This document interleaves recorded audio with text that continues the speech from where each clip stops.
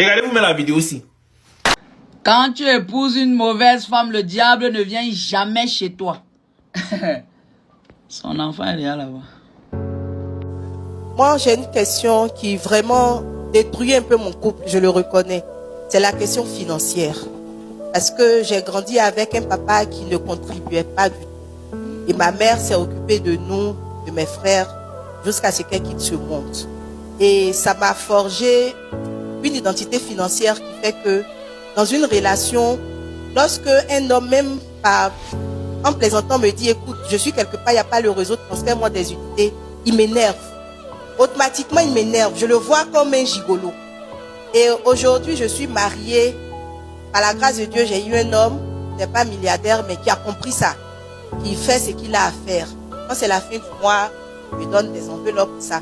Mais il arrive par moments où il n'a pas les moyens. Mais je vous assure, papa, que j'arrive même pas à acheter une boîte d'allumettes. Par exemple, aujourd'hui, il était quelque part, j'ai acheté un truc qui faisait 1200. Quand je quittais la maison, je lui ai rappelé qu'il me doit 1200.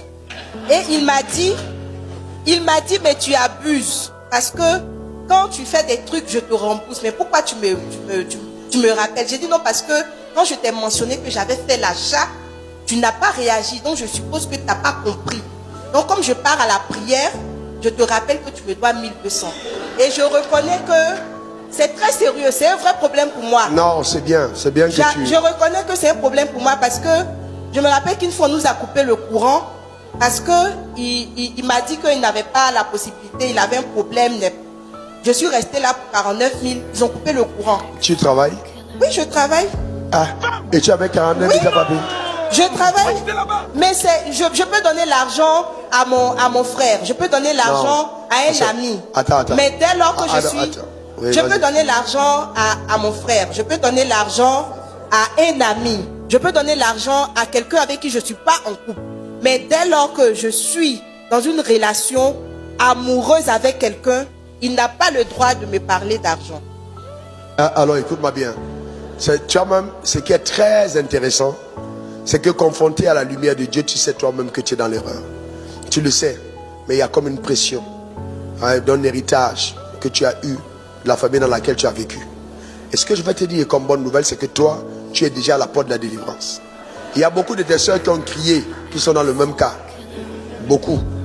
Qui n'aiment pas donner En fait, c'est comme une maladie pour certaines soeurs. Qui n'aiment pas participer avec leur argent dans le couple. Généralement, l'argent de la femme, c'est son argent. L'argent de l'homme, c'est pour la famille. Alors que la femme de Proverbe 31 travaillait pour la famille. Donc il faut lire Proverbe 31 à haute voix. Amen. Au moins, ça dit matin et soir pendant 11 jours. Tu lis ça à haute voix. Tu dis, Seigneur, fais de moi cette femme de Proverbe 31. Et je vais prier pour toi. Je vais te demander à mon épouse de rentrer en contact avec toi. Vous allez avoir le temps de prier. Parce qu'il faut vraiment que tu sois débarrassé de cette forteresse qui est en train d'être nuisible à ta vie. Et pendant que je te parle, je vais parler à toutes les sœurs. C'est terrible. C'est vraiment terrible.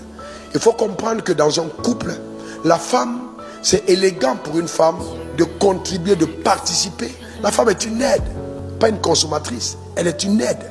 Et elle aide avec tout ce qu'elle a, tout ce qu'elle gagne, participe au couple.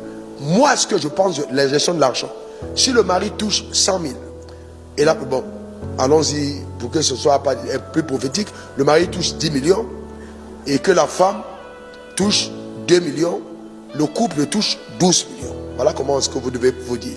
Non, voilà, c'est ça qui a secoué ta tête, mais je reprends encore. Tu vois, donc il faut... Le mari touche 10 millions, la femme touche 2 millions, le couple touche 12 millions. Ton mari, bénis Dieu pour lui, il est un homme extrêmement patient. Eh bien, si tu as épousé un homme comme moi, c'est un traumatisme, c'est pas possible, ça ne passe pas. Avec moi, ça ne peut pas passer. Ça, je vais te dire, ça ne passe pas.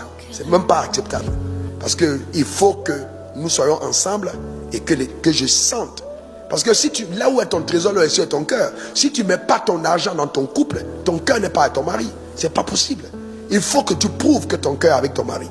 En mettant ton argent dans ce qui concerne ton mari. Sinon, ton cœur n'est pas là. C'est vraiment important. C'est vital que tu le fasses. Vous avez une famille ensemble, des projets ensemble, c'est important. Donc vous deux, vous avez les revenus de 12 millions et vous asseyez tous les deux avec l'argent que vous avez tous les deux pour bâtir votre famille. Maintenant, il y a des cas où les hommes vous diront, certains hommes vous diront, tes 2 millions que tu as, oh, tu en fais ce que tu veux, moi je vais gérer ma maison. Certains hommes vous diront. Et moi je dirais à ces hommes, c'est un danger d'agir de la sorte. Parce qu'une femme qui ne met pas son argent dans la maison commence à avoir des fissures sur le mur. Les lézards peuvent entrer. Il faut faire très attention. Là où est ton trésor, là aussi est ton cœur. C'est ce que la Bible a dit. Donc c'est important vraiment qu'on le comprenne.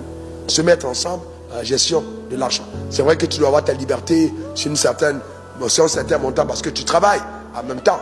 Mais attention, s'il te plaît, ça doit être réglé. Pas seulement dans ton cas, mais dans le cas de toutes les sœurs qui honteusement sont assises là ou qui m'écoutent en direct et qui sont dans le même cas. Ok. La meilleure façon d'échouer dans la vie, c'est à travers les femmes. Et mes jeunes sœurs, vous allez vraiment m'excuser. Je pense que c'est important d'en parler. Parce que la personne à qui je parle maintenant pourrait être ton frère. Et je suis convaincu que tu lui ferais les mêmes conseils s'il s'agissait de toi, à lui. Regardez derrière. Une femme qui ne te donne pas l'argent ne l'épouse pas. Une femme qui ne te donne pas l'argent ne t'aime pas.